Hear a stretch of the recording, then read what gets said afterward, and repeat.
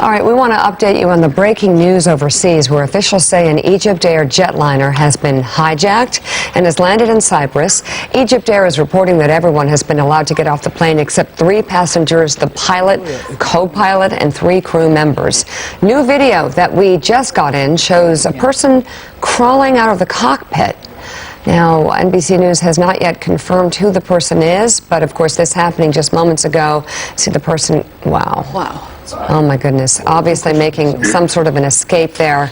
We don't know yet, but we will be following this, and as we look at these pictures that have just come into us out of Cyprus, joining us now, former director of the CIA and NSA, now a principal at the Chertoff Group, retired General Michael Hayden. So General, let's begin with the question, how does this happen? Somebody coming out of an international airport and take over and being able, one person being able to take over a plane with an explosives belt allegedly around his waist. Well, if there is evidence of an explosive, that it's all just not a bluff, that another serious commentary on Egypt Air security, and that should make us all very concerned, because, I mean, these national airlines are integrated into an international system. So the first thing I want to know is, did he have something that should have been detected? Speaking of serious concerns, as we watch this escape from the plane, let's move from Cyprus to Brussels.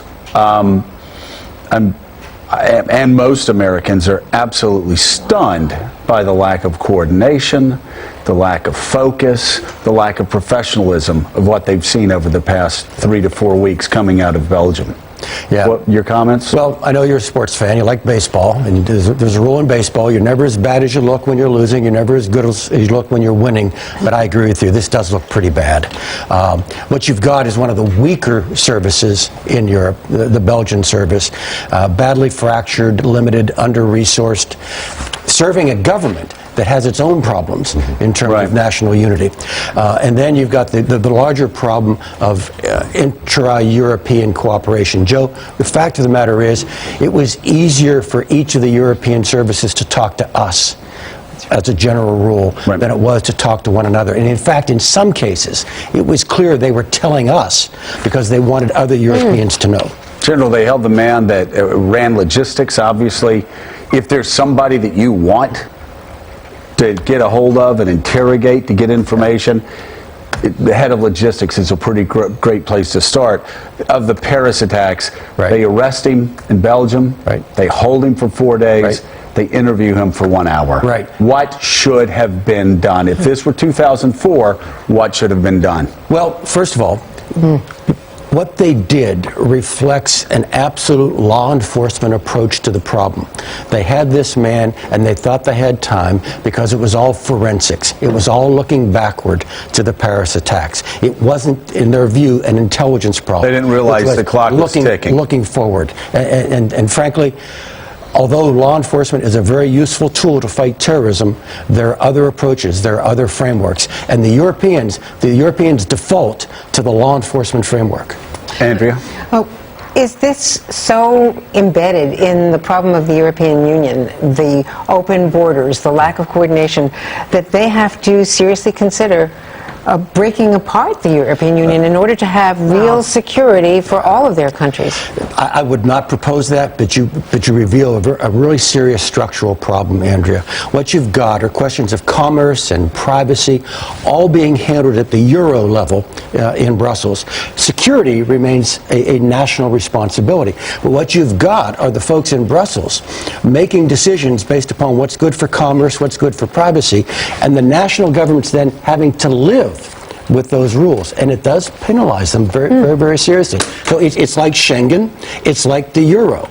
The reality now is creating torque on the European system. General, in June, Britain will vote on whether to stay in the European Union or leave the European Union. And one of the arguments being made by those who suggest Britain should leave, and the polls suggest it's going to be very tight, is that Britain will be safer from terrorism if we leave the European Union.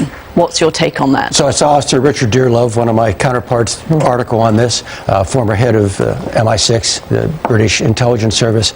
I'm not quite where Richard is. There are lots of reasons to vote yes or no on Brexit. All right. On balance, I think I like the fact that Britain is in the Union for American self-interest. All right. But on the very narrowly defined question that Sir Richard brought up, will Brexit hurt British intelligence? No, it won't. Really? That's interesting. Well, in terms of, okay, so Belgium doesn't do it very well, right? Who does? The French are very good. They're tough, and their law gives them a fair amount of headroom. The British are very good. The Scandinavians, small services, but the phrase at CIA was, we got a lot of time for these guys. They're good at what they do. The rest of Europe, very, very uneven. So let's talk about presidential politics. What concerns do you have about Ted Cruz and Donald Trump, the front runners on the Republican side? That prompted me to say that after Kasich, the one best prepared to handle my narrow lane in the road, was Hillary Clinton. With Mr. Trump, it's very clear. I can't create, Gene and I were talking in the green room, I can't create any parallax between the points of light that he throws out during his campaign stops. You know where all the lines come together, and I can see what is the motivational impulse back here. I don't see it. All I see are stray electrons, and that makes someone like me very, very uncomfortable. So do you advise candidates if they ask for help? I have. You have in the past? Yeah. If either of them asked you for advice, would you give it to them? Right now, I would be most comfortable advising Governor Kasich. I've not made any decision to advise the others. And let me be very candid, all right? There's one thing advising someone who is running for president, and there's another question about advising someone who will definitely be president. Right. And those are severable choices. It's a hard. What do you think of Donald Trump's advisors? Now, at first he told Mika, well, I think it's myself and it's my brain. I know what I'm doing, and that was about 2-3 weeks ago. Then he came out with a team of advisors. General Mike Flynn, you worked closely with, I assume, at GAA, and a couple of other people. Walter Ferris, another. But some people who had not really been heard from. And then he said in the interview with the New York Times, he said, well, he hasn't met with them, he suggested. He has talked to them on the phone. Right. What do you think of Well, first of all, that's with no commentary on the group, all right? But that's a fairly small group of folks, and the idea is that he's talked with them on the phone. He hasn't huddled up. He hasn't thought through positions. Look, I advised Governor Bush before he left the race. We flew down to Coral Gables and sat with him for a full day, going through some things. Not just me, but several other folks. You have a candidate asking questions, frankly, betraying his lack of knowledge about some things in a very honest way that he wanted to learn from what we had to offer. I don't see that. I haven't seen it happening. I don't know if I expect it to happen. Were you impressed with him? I'm sorry. I was just say, generally, your last line of work, you had to confront several worst-case scenarios, so I'm going to give you a couple. It's November of this year, and you walk into the voting booth, and you see two names, Hillary Clinton, Donald Trump. Who do you vote for? Well, remember that Australian secret ballot thing we've all agreed on. So I will keep my vote. I will keep my vote private. Simply saying there are a lot of reasons to vote for someone in the very narrow lane which I have been asked about, in the narrow national security lane.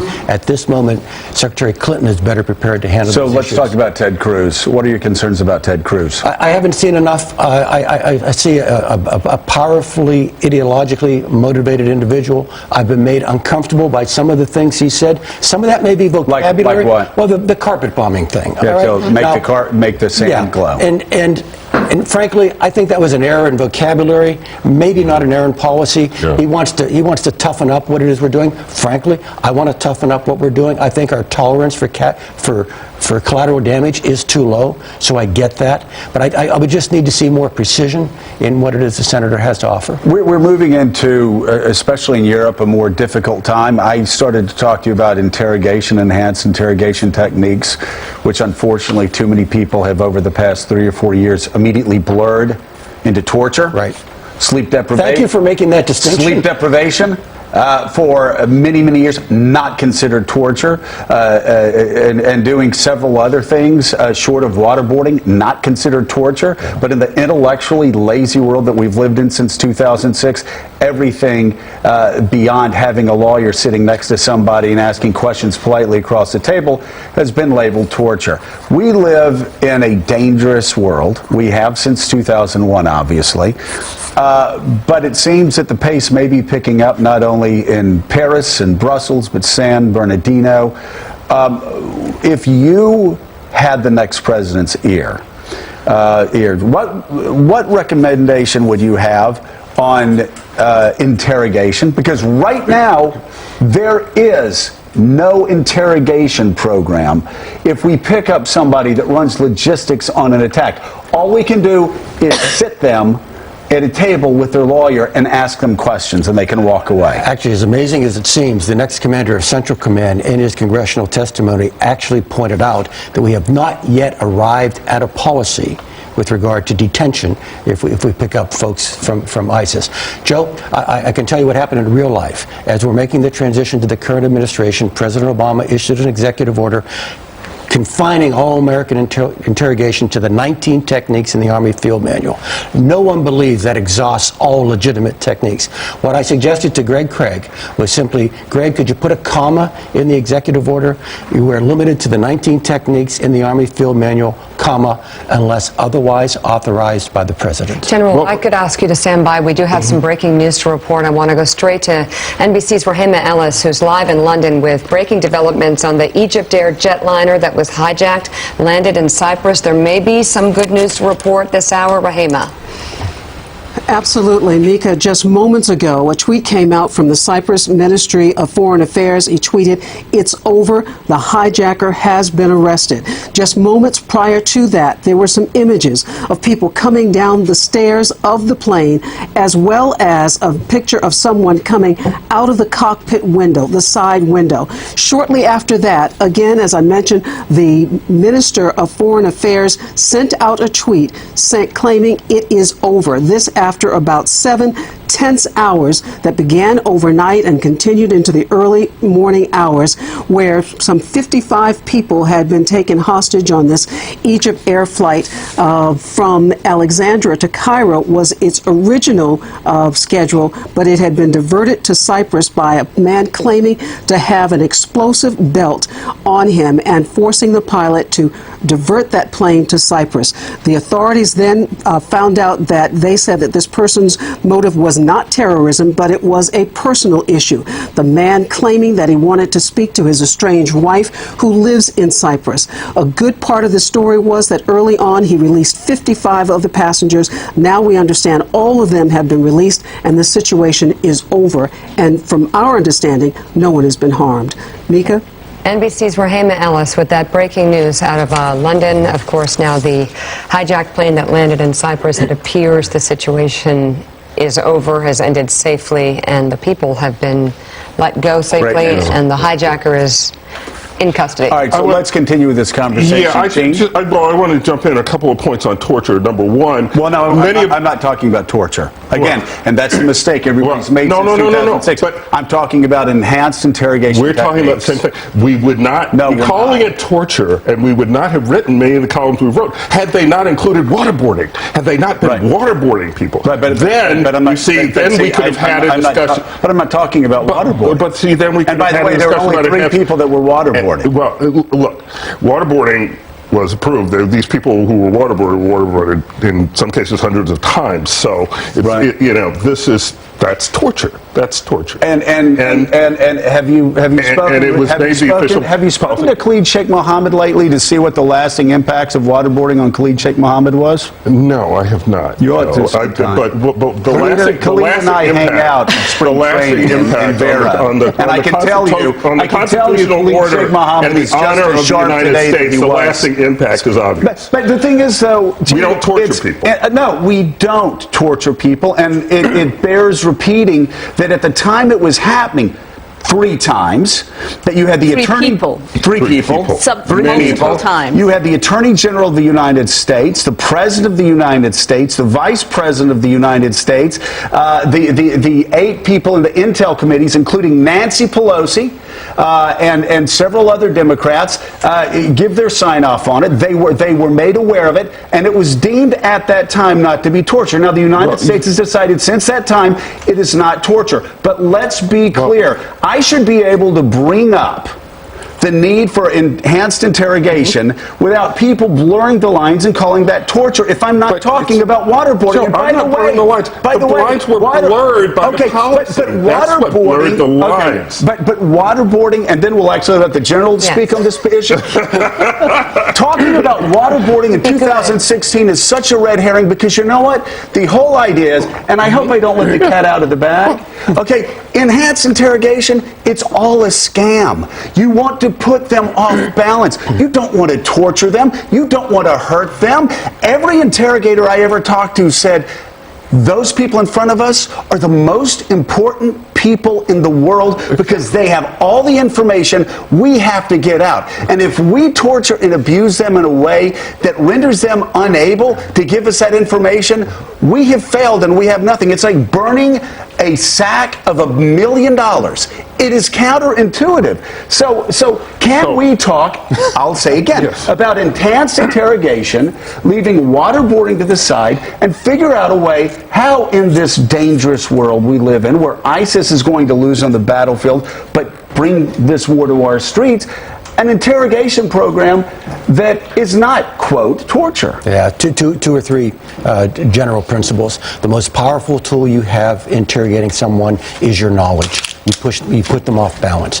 Number 2, you keep them off balance because they're uncertain what it is you may or may not be allowed to do to them. So the very fact that we have publicly limited ourselves to these things, hence my conversation with Greg Craig, unless otherwise authorized by the President. Third, we would need to do this carefully. Even when we used enhanced interrogation techniques, we weren't questioning people for knowledge during that period. We were trying to move them from this, I'm in control of this circumstance, you're not, to an admission that they no longer were in control of their own fate. And then we proceeded with an interrogation that looked more like a debriefing. Were they totally compliant? Of course not.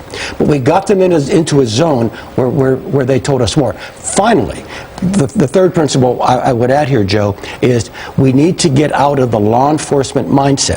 States have a right to interrogate people even if they don't intend to use that information in a court of law. This is, from the American point of view, an armed conflict, and therefore we should not confine ourselves to an interrogation process that begins or quickly inserts Mirandizing people from whom we need to get information. Is sleep deprivation considered torture at this point in the United States? It actually depends on how long you deprive someone of sleep, and I made some very tough decisions. And what about stress positions and extreme cold? The extreme cold was not extreme. Stress positions was, again, getting them out of the zone of defiance into cooperation. It was like sleep deprivation. It was fatiguing them. It was reducing their resistance. Wearing them down. Would you agree with Donald Trump in going beyond waterboarding? God, no. And in fact, as Joe points out, waterboarding has been explicitly outlawed by the American Congress. I get it. And we've got to go to break, but waterboarding would not be effective at this point because they know what our interrogators would be doing. All right. General Michael Hayden. It was always to keep them off balance. It would be ineffective. We appreciate your being here. Thank you. We'll be right back.